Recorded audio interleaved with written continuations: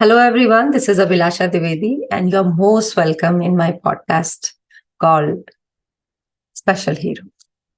आज जो हमारी स्पेशल हीरो है वो बहुत बहुत स्पेशल है। पहले तो हमारा पहले का थोड़ा कनेक्शन भी है। वो एक स्पेशल मदर है, और स्पेशल मदर होने के लिए उन्होंने कोई तैयारी नहीं की थी। वो थेरेपिस्ट नहीं है, लेकिन सिर्फ अपनी इच्छा शक्ति के बल पर वो अपने बेटे को, जिसको ऑटिज्म है, उसको उन्होंने वो ताकत दी है और वो क्षमता उसके अंदर वो जगाने में सफल रही है, जिसके लिए सारे के सारे स्पेशल पेरेंट्स परेशान रहते हैं। वो बच्चा आज बिल्कुल इतना अच्छा बोलता है कि उसके स्कूल में उसके टीचर्स बोलते हैं थोड़ा कम बोलो। तो मेरे हिसाब से ये बहुत बड़ा कॉम्प्लीमेंट है, बहुत बड़ा अचीवमेंट है। As a special mother it is coming from me only. So I am really proud to present here Aarti, जो कि स्पेशल मदर है, और इन्होंने बुक्स भी लिखी हैं जो आपको हेल्प करेंगी कि अपने बच्चों को कैसे आप बोलना सिखाएं। सो बोलना हल्के हल्के। आरती, प्लीज आप सामने आए और आपसे बात करेंगे हम। मोस्ट वेलकम आरती। और hello the, thank you for calling me. अब आप अपने बारे में बताइए कि इतनी बड़ी बात, इतनी बड़ी अचीवमेंट, ये जर्नी आपकी कैसी रही आपके बच्चे के साथ? मेरी एक बहुत ही सिंपल सी लाइफ थी। मैं दो बेटों की माँ हूँ और बहुत सिंपल सी लाइफ अच्छी सी जी रही थी। और अभी भी जी रही हूँ, बट तब का बड़ी सी नॉर्मल सी जैसी सबकी लाइफ होती है वैसी थी। तो मेरा बड़ा बेटा अभी 11th में है और छोटा बेटा 5th क्लास में है। तो जब बड़े बेटे को बड़े करने में भी बहुत सारे एफर्ट्स लगे। जरूर। बहुत जेन्युइन मदर थी, मुझे लगता था सब कुछ मुझे खुद करना है, सब इसे बिल्कुल बेस्ट पेरेंटिंग देनी है, सब कुछ देना है। लेकिन जब छोटे बेटे का जन्म हुआ तो मुझे खुद में एक एहसास हुआ कि दो बच्चों को पालना वैसे भी बहुत मुश्किल का काम होता है। बहुत मुश्किल। अगर आपके साथ एक स्पेशल चैलेंज जुड़ जाए तो और भी ज्यादा मुश्किल हो जाती है। सही बात, बिल्कुल तो सही। जब मेरे दूसरे बेटे का जन्म हुआ तो मैं कहूंगी कि एक दूसरी माँ का जन्म, वाह। क्योंकि हम्म। क्योंकि उसके साथ मैंने जर्नी ऐसी जी है कि बहुत सारे अप्स एंड डाउन्स, लेकिन उसने मुझे इतना हिम्मती बना दिया कि मुझे लगा कि मैं एक अलग कैरेक्टर के रूप में मैं खुद ही उभर गई। तो परंपरा से हटकर, क्योंकि एक एक जो टिपिकल जो पालन पोषण होता है, एक पेरेंटिंग का जो स्टाइल होता है, उससे अलग हटकर एक अलग तरीके से, so you became a special mother, isn't it? Yes yes, definitely I became special mother. और सच बात यह है कि स्पेशल मदर कोई बनना नहीं चाहता है, ईश्वर उसे स्पेशल मदर बना देते हैं। सही बात। लेकिन स्पेशल मदर वही बनती हैं जिनको ऐसी क्षमता होती है। मुझे यही लगता है, मैंने अपने अगल बगल जितनी माँओं को देखा है ना, सब में मुझे कुछ स्पेशल क्वालिटी दिखती है। मुझे लगता है कि इनको अगर भगवान ने ये बच्चा दिया है ना, तो इनमें ये कैपेबिलिटी थी इसीलिए दिया है। तो मैं सारी स्पेशल मदर को सच में स्पेशल मानती हूँ कि उनको इस तरह की के बच्चे की परवरिश का मौका दिया गया। सही बात है, ये मौका है, इट इज एन अपॉर्चुनिटी। ये इसको हम लोगों को कर्ज नहीं लेना चाहिए, इट्स एन अपॉर्चुनिटी। बिल्कुल सही। और इन बच्चों के पालन पोषण के साथ आप दुनिया को देखने का एक नया नजरिया भी पाते हो। बिल्कुल। बिल्कुल एकदम एक अलग सा नजरिया है। हम्म। तो मेरे छोटे बेटे की परवरिश भी मैं जैसे बड़े बेटे की कर रही थी वैसे कर रही थी। लेकिन जब 2 से ढाई साल का हुआ वो, तो उसने बोलना स्टार्ट नहीं किया। हम्म। इनफैक्ट बैबलिंग थी, बट बैबलिंग कभी वर्ड्स में नहीं गई। तो मुझे लगता था, क्योंकि मेरा बड़ा बेटा बहुत जल्दी बोलने लगा था, वो 2.5 साल के एज में ही काफी सेंटेंसेस बोलता था। तो मुझे ऐसा लगा कि कुछ प्रॉब्लम तो जा रही है, बट उसे अस्थमा की प्रॉब्लम थी। तो अच्छा। सब कहते थे कि बहुत बीमार रहता है बच्चा, इसीलिए ऐसा होता होगा। लो प्रोग्रेस है। तो ये है, डॉक्टर्स के पास भी जाती थी तो वो कहते थे 3 साल तक कम से कम वेट करो। तो 3 साल से पहले तो कुछ भी कहना ठीक नहीं है। मुझे भी लगा चलो मैं 3 साल तक वेट करूं। बट एक मदर्स इंट्यूशन होती है ना, तो हम बाहर हम्म, जाते हैं। बिल्कुल सही बात है एकदम। तो मदर्स की ट्यूशन बहुत बड़ी बात है। हाँ, तो नेट पे जाते हैं बार बार, और जैसे ही हम स्पीच डिले डालते हैं, पहला उभर के आता है ऑटिज्म। तो वो होता है ना कि वो एक फेज होता है कि नहीं नहीं, मेरे बच्चे को ऑटिज्म तो नहीं हो सकता। डिनायल की हाँ, वो एक्सेप्ट नहीं करना चाहते हैं, सही बात। डिनाइल। तो हम ये सर्च डालते हैं कि my child is normal but speech is delay. तो हम्म ये डाल दीजिए कि क्यों हम्म हो सकता है। बट उसमें तो फिर कुछ के एक्सपीरियंस आते थे, 8 साल में बोला बेटा, तो 10 साल में हम्म, बोला, ये एक्सपीरियंसेस आने लगते। तो मेरे पास एक दुविधा सी थी कि मैं क्या करूं, मैं इधर मानूं कि इधर वेट करूं। लेकिन ये सच है कि धीरे धीरे इसकी एक्टिविटीज भी जो थी, वो मुझे ऐसा हाँ, लगने लगा कुछ कहीं गलत जा रहा है। हम्म में नहीं सोना, हम्म सो रहे हैं बेड पे खड़ा होके जंप करना उसका, और कभी भी कहीं हम सब बैठे हैं वहां से उठ के दूसरे रूम में जाना, हैंड फ्लैपिंग, लाइट्स देखना, और कुछ भी मांगना हो तो उसको पॉइंट नहीं करना, सबको हाथ पकड़ पकड़ के सब जगह हाथ ले जा, पकड़ के ले जाना। ले चलो। तो कुछ तो लग गया था कि कुछ जा रहा है, प्रॉब्लम हो रही है। हम्म, फिर मेरे पेडियाट्रिशियन ने कहा कि आप जाके एक बार दिखा लो, वैसे तो मैं कहूंगा 3 साल तक वेट करो। बट जब ये 2.25 साल का हुआ तो हम चाइल्ड डेवलपमेंट सेंटर गए। नहीं रुक पाए। नहीं रुक पाया। मुझे नींद नहीं आती थी क्योंकि हम्म, रात को सोता नहीं था। सही बात। और मुझे लगता था कि क्या बात है, ये सो क्यों नहीं रहा है। अगर मैं सारी मेडिसिन भी अस्थमा की चल रही है, सब चीज ठीक है, तो भी ये नहीं सोता है। तो फिर जब हम चाइल्ड डेवलपमेंट सेंटर गए, उसके लिए मुझे बहुत जिद करनी पड़ी हस्बैंड को, क्योंकि वो कहते थे तुम ऐसा सोच रही हो, बीमार रहता है बच्चा, कोई बात ऐसी नहीं है। बट फिर भी जिद में मेरे साथ गए तो सही। बट ये दुनिया जो होती है ना, बिल्कुल अलग होती है। इसमें मैं बहुत। कहती हूँ कि एक लक्ष्मण रेखा होती है। हम्म, तो उधर पार करते हो ना, तो मन में बड़ी सी धड़कन बढ़ी होती है। मैं अभी भी बात कर रही हूँ तो मुझे वो एक्सपीरियंस याद आ रहा है। बिल्कुल बिल्कुल एड्रेनलिन रश हो जाता है, बिल्कुल हो जाता है। वो चीज होती है कि हम सोचते नहीं नहीं, हमारा बच्चा यहाँ नहीं बिलोंग करता। हाँ, नहीं नहीं, ये तो हम्म, हमारा बच्चा तो अलग है इससे हमारा। हमारा अच्छा अलग है। और हम्म, मुझे लगता है मदर्स तो फिर भी चिंता में चली जाती है, फादर्स तो उस लाइन को क्रॉस ही नहीं करना चाहते। वो कहते नहीं नहीं, तुम्हारा फितूर है, तुम मत जाओ मत जाओ। फिर भी मैं गई, वहां असेसमेंट हुआ, हम दोनों से पूछा गया, सब कुछ निकल के यही आया कि माइल्ड ऑटिज्म है। और मैं जब असेसमेंट रिपोर्ट लेके कार में बैठी तो हस्बैंड ने कहा कि अब दोबारा नहीं आना है यहाँ पे, इसने क्या क्या बता दिया मेरे बच्चे को। आह। बहुत दिनों तक चला। अब आरती, मुझे बहुत लगा अच्छी बात है कि इस पर तुम्हारे चेहरे पर स्माइल है इस बात पर। ये बहुत अच्छी बात है। आई हाँ। होप कि सारे पेरेंट्स को ना ये वाली चीज याद रहे। तो वो था कि मैं, अब मुझे याद आता है तो मुझे लगता है कि हम सब कम एज के थे, हमारे लाइफ के ये सारे नए एक्सपीरियंसेस थे ना। तो वो उन्हें भी वो लगा कि नहीं नहीं, ये सब नहीं है। बट मैंने कहा ठीक है, तुम अपना काम करो, मैं देखती हूँ क्या सर्च कर सकती हूँ। फिर हम्म, उन्होंने जैसे जैसे बताया, हमने थेरेपी स्टार्ट की। फिर जब पहला मूड डिनायल से हम आए एक्सेप्टेंस पे। एक्सेप्टेंस के बाद क्या होता है कि हम सोचते हैं जैसे सारी बीमारियां 2-3 महीने के बाद दवा वगैरह चलाएंगे ना तो ठीक हो जाएगी। तो मैं भी यही सोच के चल रही थी कि कह रहा माइल्ड है तो हो स्माइली तो सकता है, है। हमारी तो है। मैं मेहनत करूंगी, 2-3 महीने में निकल ही जाएगा। जब आप वहां जाते हो, फिर आपका एक स्टेप बाय स्टेप पता चलना शुरू होता है कि नहीं, प्रॉब्लम तो ज्यादा है।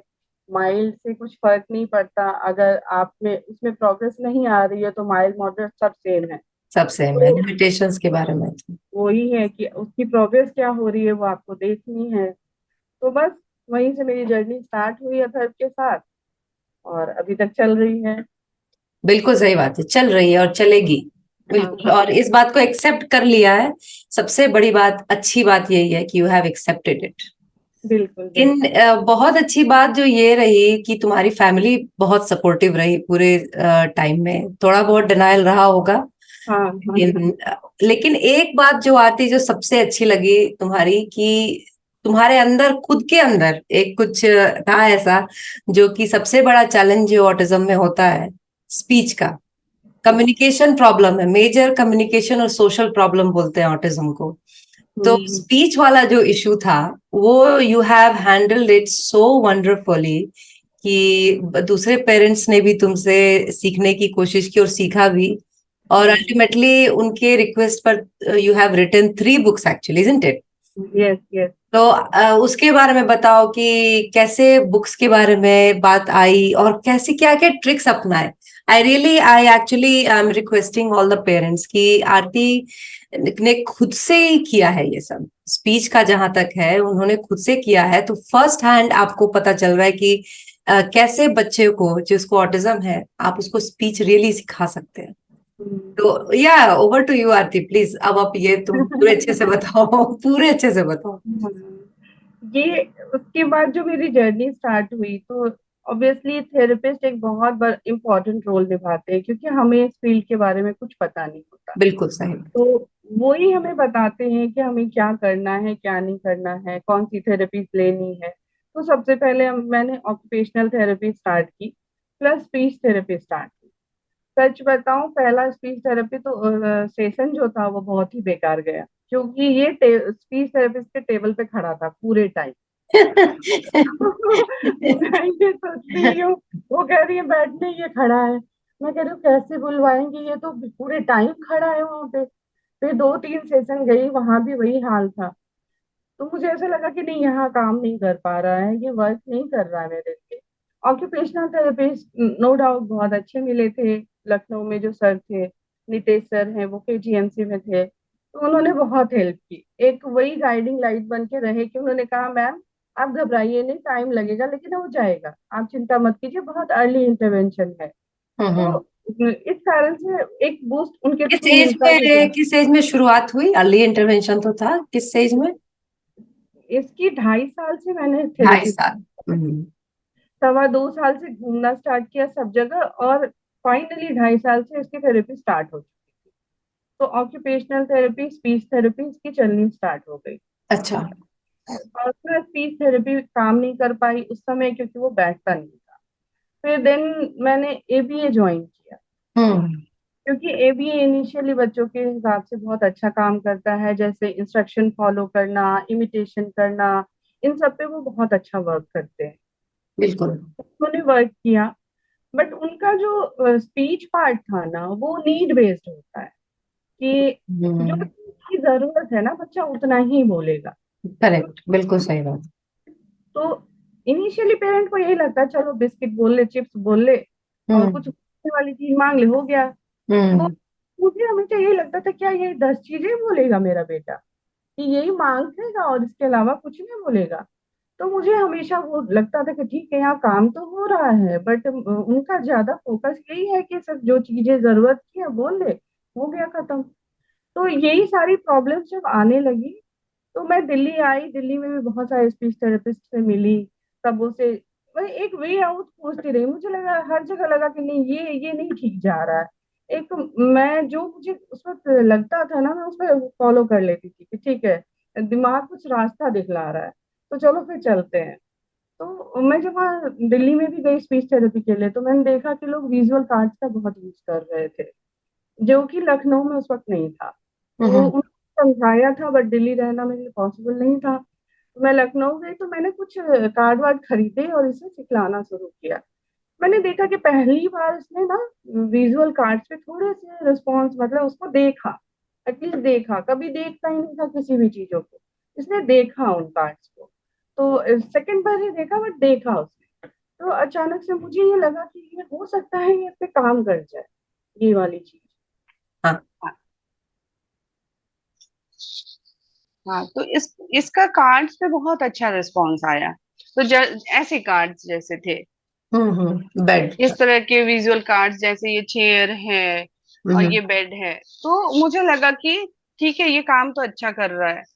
तो 2-3 वर्ड्स उसने सीखे।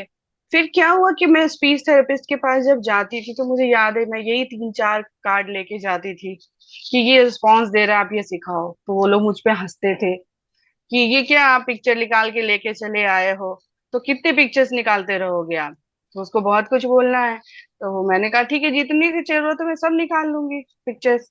लेकिन ये चीज उनका था कि उस चीज को उन्होंने एक्सेप्ट नहीं किया। बहुत सारे सेंटर्स पे इस चीज को कि नहीं, हम जैसा सिखाते हैं वैसा ही सिखाएंगे, आपको अपना अपनी जैसे नहीं सिखाना है। स्टार्टिंग आज से 10 इयर्स बैक, मुझे लगता है 8-10 इयर्स बैक, और भी ज्यादा लोग नहीं जानते थे। तो हम्म। लोगों के पास ना इन सब चीजों को एक्सेप्ट करने की क्षमता नहीं थी।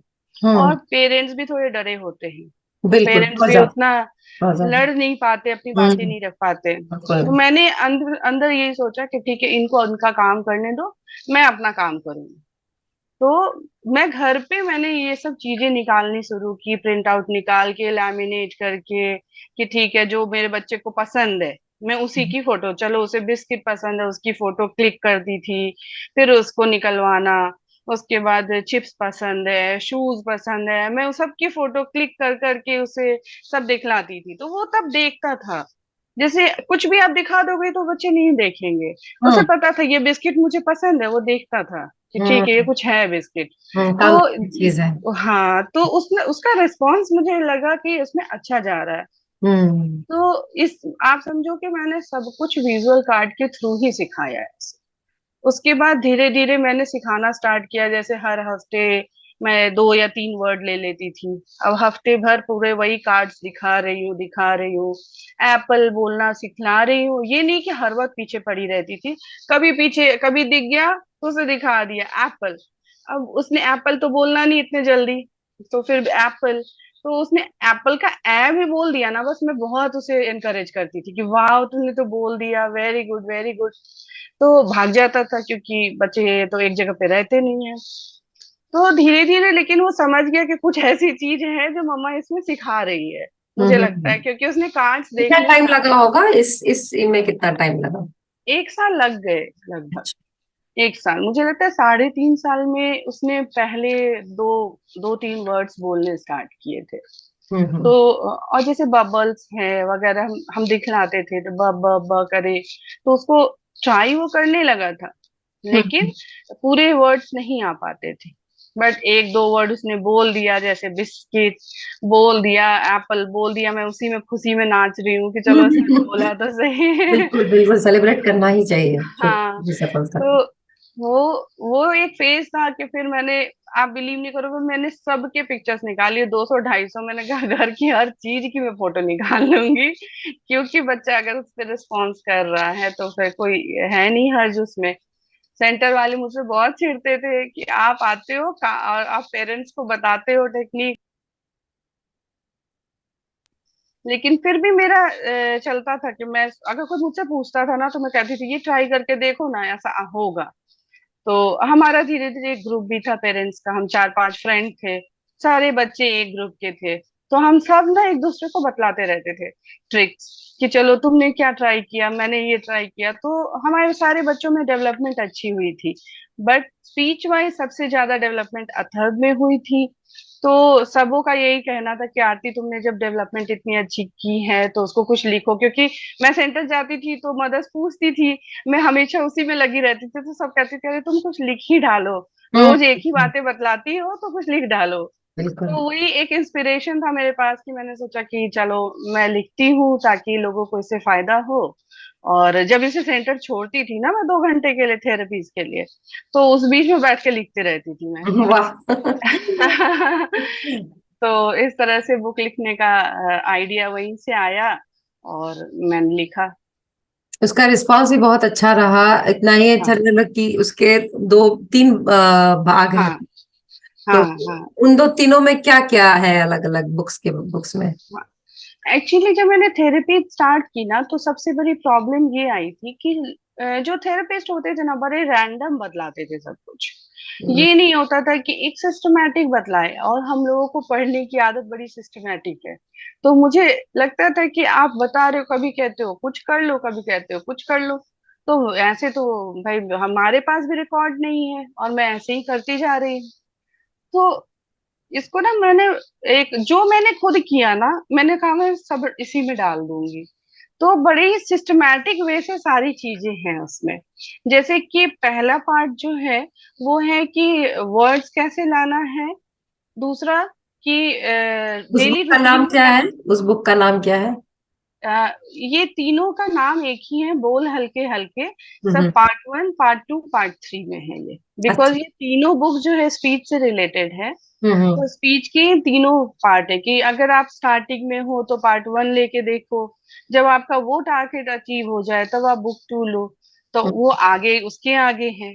तो स्पीच के आप समझो कि 3 आयाम एक तरह से हैं। तो उसमें है कि आप पहले तो वर्ड्स आने चाहिए उसे, हम्म। दूसरी है कि सेंटेंस में बोलना शुरू करे। तो पार्ट 1 में ये है कि आप कैसे वर्ड्स लाओगे बच्चे में, और कैसे छोटे छोटे सेंटेंस बोलना स्टार्ट कर दे, ताकि अपनी चीजें जैसे नहाना है, खाना है, बाहर जाना है, ये छोटे छोटे सेंटेंसेस ये पार्ट 1 में है।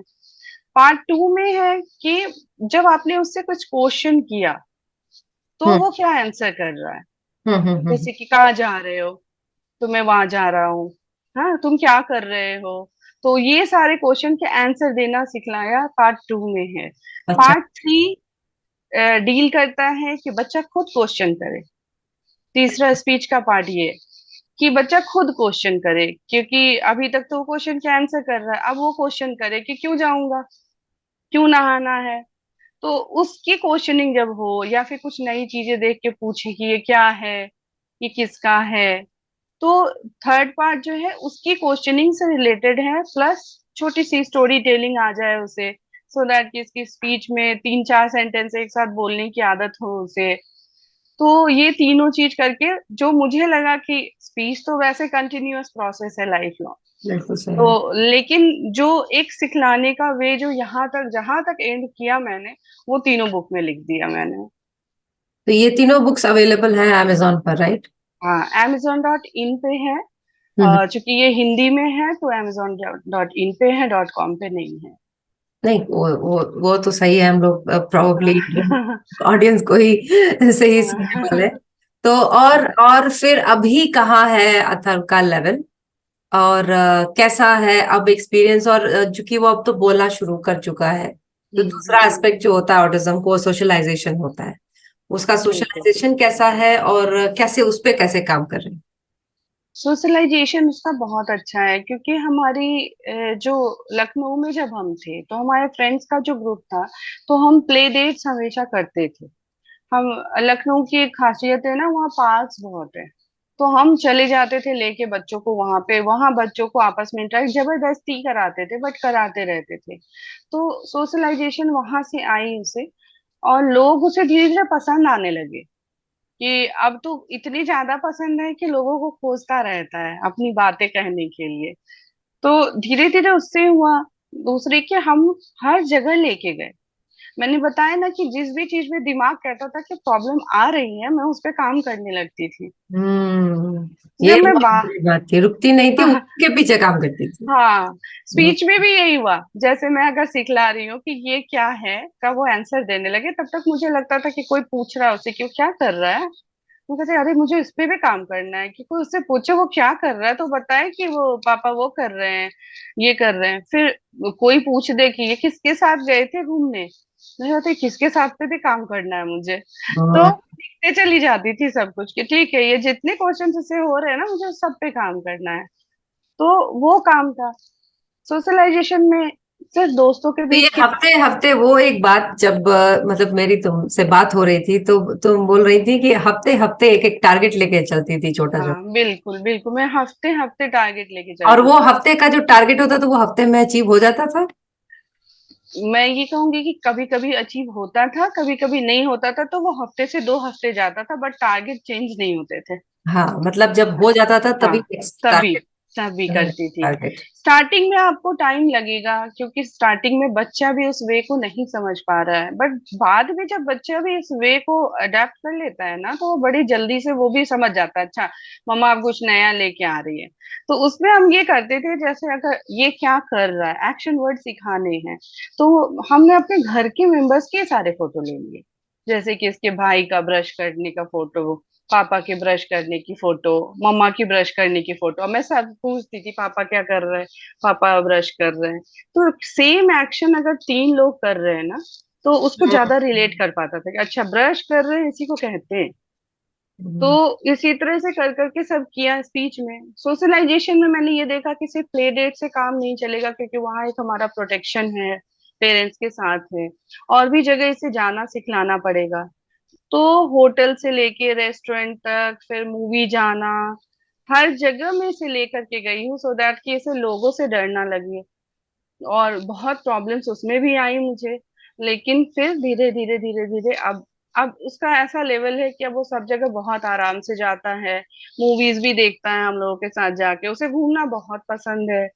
तो अब एक होता है ना, लाइफ अब थोड़ी स्मूथ जा रही है, टच वुड।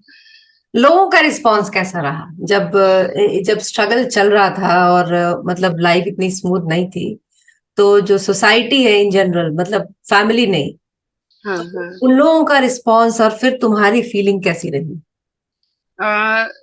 सोसाइटी का रिस्पांस मैं ये कहूंगी कि अ, अच्छा नहीं है। इसलिए अच्छा नहीं है क्योंकि शायद उन्होंने वो फील नहीं किया है, वो उस जगह से गुजरे नहीं हैं, तो वो उस चीजों को लेके थोड़ा व्यवहार करते हैं दूसरी टाइप से। मैं कहूंगी कि मैं अपनी ट्रेन की एक जर्नी आपको मैंने आपको बताया था, मुझे मेरे लिए वो बहुत ही खराब प्लीज एक्सपीरियंस था मेरे डिस्क्राइब लाइफ करो का। ताकि लोगों हाँ। को पता चले कि कैसे लोग होते हैं। तो हम लोग दिल्ली जा रहे थे लखनऊ से, और शताब्दी में मैंने टिकट ली थी। और हम बैठे हुए आराम से, लेकिन चूंकि छोटा था उस समय भी ये छोटा था, 3 साल का था, तो ये बार बार सीट पे बैठ नहीं पा रहा था, खड़ा होता था आगे वाले सीट को ये करना। आगे एक बूढ़े से अंकल आंटी बैठे हुए थे, वो बार बार कहते हमें डिस्टर्ब हो रहा है, हमें डिस्टर्ब हो रहा है, जबकि मैं संभाल रही थी, मैं बार बार मना कर रही थी, चाहे गोद में उसे बिजी रखने की कोशिश कर रही थी। लेकिन उन्होंने इतना ज्यादा उन्हें बुरा लग गया कि उन्होंने एक तो पहले सीट चेंज की अपनी, दूसरी जगह जाके बैठे, उसके बाद उन्होंने टीटी को कंप्लेन कर दी। उसके बाद टीटी आया, उसने कहा कि नहीं ये बच्चा तो बहुत तंग कर रहा है, आप यहाँ से लेके जाओ उसे। तो सब कंप्लेन कर रहे हैं, तो मैं तो बिल्कुल डर गई, मैं कहाँ लेके जाऊँ, ट्रेन चल रही है, कहाँ लेके जाऊँ? तो कहीं भी चल जाओ, वहां टॉयलेट के पास एक सीट पड़ी है, आप वहां बैठ जाओ जाके। हम तब एज ए पेरेंट उतने कॉन्फिडेंट थे नहीं, हमें लगा कि हमने तो बहुत, हमारा बच्चा बहुत प्रॉब्लम वाला है, अब हम करें क्या? तो बिलीव करो, मैंने टॉयलेट के पास में एक सीट थी, मैंने उस पे बैठ के 5 घंटे की जर्नी की। और वो सब देख रहे हैं, वो बड़े मजे में है, बट वो ये नहीं सोच रहे कि इस बच्चे को मैं वहां बैठी हुई हूँ लेके, कि दोनों तरफ का गेट खुलता है, शायद वो कभी दौड़ के बाहर गिर जाए, कुछ हो जाए। मैंने उसे पकड़ के रखा हुआ, और पूरे टाइम वो जर्नी में, तो वो बहुत खराब जर्नी थी। मुझे ये लगा कि मुझे और भी स्ट्रांग होना पड़ेगा लोगों को डील करने के लिए। पहले डर जाती थी, अब है कि अब कहती हूँ ठीक है, आप अपना काम करो ना, मैं आपसे तो कुछ कह नहीं रही हूँ। और अगर आप कोई कह देता है कि थोड़ा बच्चे को आप देख लो, तो मैंने कहा मैं देख रही हूँ, आप मुझे मत बताओ। तो कुछ ऐसे जवाब दे देती हूँ, तो उससे बचना, सोसाइटी के लोग उतना कहते नहीं है, या फिर डील करना शायद मुझे ज्यादा अब अच्छे से आ गया है, पहले से ही मैं बहुत सारे सामान लेके बैठी रहती हूँ कि उसे बिजी रखना है या ये करना है। तो वही है कि सोसाइटी का लेकिन नजरिया तो रहता है, अभी भी मैं जाती हूँ सोसाइटी में से, लिफ्ट से उतरती हूँ, तो लोगों का है, एक नजरिया रहता है। बट बहुत खराब एक्सपीरियंस मैं अपने साथ इसलिए नहीं कहूंगी, क्योंकि अक्सर मैं बहुत ज्यादा खुद ही प्रोटेक्शन में रखती हूँ, सारे उपाय करते रहती हूँ पूरे टाइम की कुछ ऐसी प्रॉब्लम ना हो। तो शायद वो देखते हैं कि ये खुद ही बहुत सारी एफर्ट्स लगा रही है, तो उसके बाद बहुत नहीं टोकते हैं। लेकिन मूवीज में भी मेरे साथ ऐसा हुआ है कि मैं मूवीज लेके गई और ये चल रहा था, यहाँ से वहां, वहां से यहाँ। एक अंकल थे, उन्होंने तो बकायदा उसकी क्लास लगानी स्टार्ट कर दी कि तुम्हें तमीज नहीं है, मूवी में कैसे, वो छोटा सा बच्चा है। तो फिर मैं कह रही हूँ, मैं उसे कह रही हूँ, वो नहीं समझता है, नहीं नहीं आप लोग आजकल बहुत लिबरल पेरेंट हो गए हो, डांटा करो तो बैठेगा जगह पे। तो वो भी मुझे बहुत बुरा लगा था, लेकिन फिर मैंने सोचा कि ठीक है भाई, उनकी भी मूवी खराब हो रही है, तो मैं अब क्या करती हूँ, आगे वाली सीट के 2-3 सीट जो खाली होते हैं ना, मैं वहां बुक करती हूँ, पूरी रो ही अपनी होती है। फिर अब तुम चलते रहो, जितने चलना है चलते रहो, मुझे कोई दिक्कत नहीं है। तो सोसाइटी का जो बिहेवियर है, लेकिन उसी के थ्रू आप वेज निकालते हो कि ठीक है भाई, अडेप्ट हमें करने उस, की। हाँ, तो आप इसके जगह पे आपको क्या करना है, तो बहुत ऐसे। जबरदस्त पॉजिटिविटी तुम्हारे अंदर है आरती, बहुत जबरदस्त, इनफेक्शियस ऑलमोस्ट, मतलब कि तो मतलब एक कहावत है जो कि मेरा बहुत फेवरेट है, when life throws lemon at you make lemonade out of it. Lemon. यही हम लोगों को करना है। हाँ, लोग, वो कहते हैं ना, वर्ड खराब है बट हम ढीठ हो जाते हाँ हैं। हम लोग बस उसको अडाप्ट करते ही चलते हैं। अच्छा ये वाला लो, ये अच्छा ये वाला फेंक रहे हो, अच्छा ये वाला ले लो। बहुत और अच्छा हमें लगता है कि मतलब कि हम लोग हंस पा रहे हैं इस बारे में, नहीं?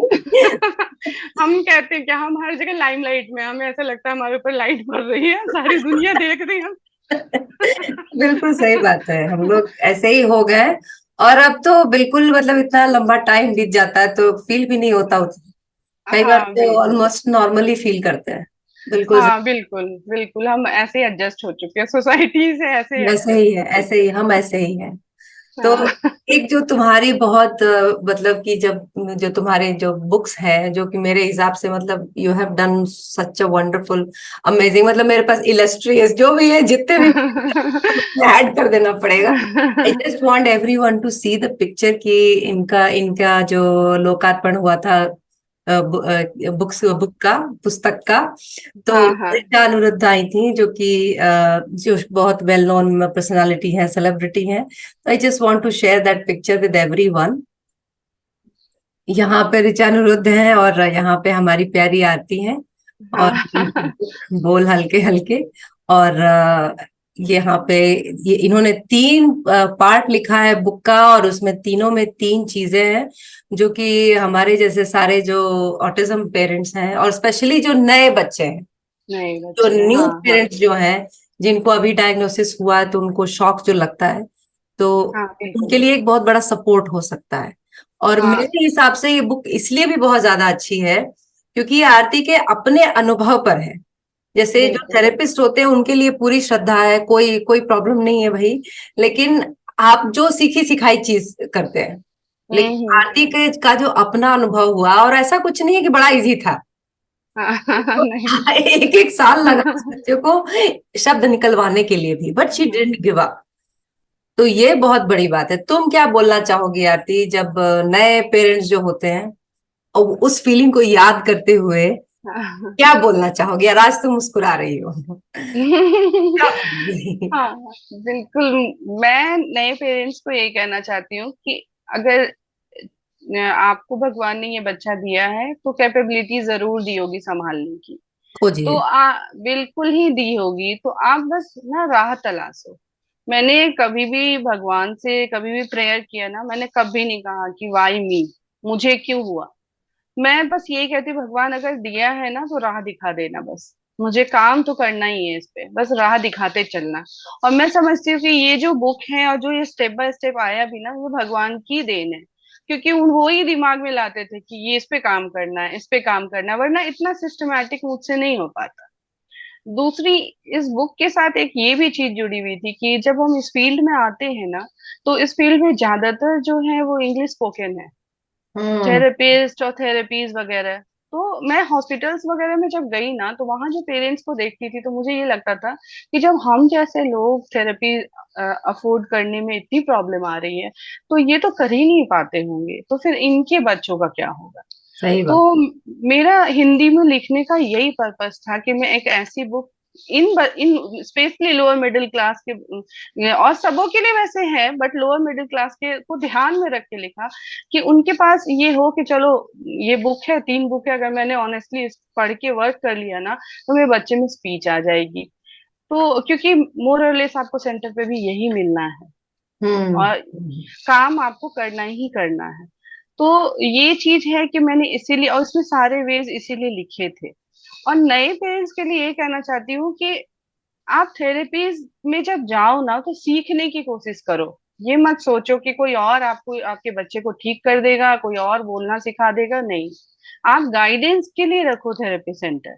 आप इसके लिए मत रखो कि वो थेरेपी कर देंगे और हम तो बड़ा निश्चिंत होकर बाहर बैठे हुए हैं, तो चलो साल भर में कुछ हो जाएगा। तो डिले वहां आता है कि जब आप थेरेपिस्ट पे सब कुछ छोड़ते हो ना, तो फिर प्रॉब्लम आती है। मिल के काम करो, जो वो कर रहे हैं वो आप घर पे भी करो, वही चीज को घर में अप्लाई करो। साथ में अपना जो इंट्यूशन है उसको मत छोड़ो। आप आपको लगता है कि ऐसे करने से आपका कुछ और अच्छा रिजल्ट आएगा, तो आप उसको करो, ट्राई करो। उससे कोई फर्क नहीं पड़ता है। तो मैंने अपनी बुक में एक बात लिखी हुई है, मैं एक घटना बताऊंगी आपको कि हम जब टॉयज लेके आए इसके साथ खेलने के लिए, रोज एक खेलने का समय था कि ताकि ये हमारे साथ थोड़ा बॉन्ड फील करे। ये टॉयज देखता ही नहीं था, हमने टॉयज भर दिए, टॉयज देखता ही नहीं था। तो ऐसे ही बैठे बैठे कागज के गोले मारने शुरू किए हमने, कागज पे न्यूज़पेपर के ऐसे गोले मारने शुरू किए। वो उसके बाद उसने पलट के देखा, तो उसके हमारे हम सबके खुशी का ठिकाना नहीं। मैंने कहा बताओ, इतने टॉयज रखे इसने नहीं देखा, और ये कागज के गोले मारने शुरू किए तो उसने पलट के देख लिया हमें। तो ये है कि आप अपना जो भी क्रिएटिविटी है ना, आपको जो लगता है कि आपके बच्चे के लिए ठीक होगा, वो भी आप अप्लाई करो। तो उसमें डेफिनेटली सफलता मिलेगी, क्योंकि mother's way is the best way, in अरे माय वाह! ओपिनियन। एकदम से बात अच्छे से निकल के आती है। मदर्स वे बेस्ट वे, एकदम सही बात है ना, totally agree. Mothers are the best therapist and mother's way is the best way. Best way. Very good, very good, बहुत सही कहा Aarti. Thank you so much, मतलब अपना एक्सपीरियंस शेयर करने के लिए। और request I am doing publicly now Aarti, आपको एक मतलब मेरे साथ ही सही या खुद से आपको एक एक वीडियो बनाना चाहिए जहां पर एक शब्द पर कैसे काम करना है। बुक्स तो ठीक है, लेकिन हम लोग सब लोग ही विजुअली ज्यादा सीख पाते हैं। हाँ, ये तो है। अगर अगर ऐसा क्रिएट कर सको एक वीडियो छोटा छोटा पीरियोडिकली, तो बहुत सारे, जैसे तुमने बोला यूट्यूब का एक्सेस तो आजकल सबके पास है, हाँ लेकिन हाँ, बिल्कुल उसके थ्रू अगर जो उतने ज्यादा प्रिविलेज नहीं है पेरेंट्स, उनको बहुत बड़ा बिल्कुल। मदद होगा। ये और एक बड़ा भलाई का काम होगा आरती। तो प्लीज कोशिश करो। आई एम ऑल्सो बिल्कुल। Trying, it's a request on behalf of all the parents. Thank you so much for joining. Thank you so much. Thank you for calling me. God thank bless you and your children and your family. You. Okay, thank you.